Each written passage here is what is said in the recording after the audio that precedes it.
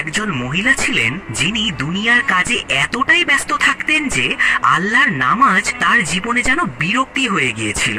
মাগরিবের সময় হলে তিনি রান্নায় ব্যস্ত থাকতেন, নয়তো কখনো কাপড় গোছাতেন, আবার কখনো বলতেন এখনো তো সময় আছে, একটু পর পড়ব।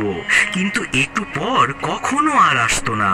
এভাবে অনেক দিন কেটে গেল। মাগরিবের নামাজ তার জীবন থেকে চিরতরে হারিয়ে গেল।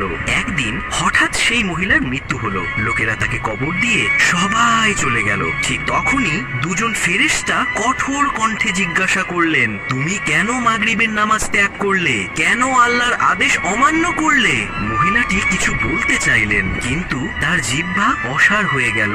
একটি শব্দ মুখ থেকে বের হলো না। তারপর হঠাৎ কবর শক্ত হয়ে গেল, যেন তাকে পিষে ফেলতে চাইছে।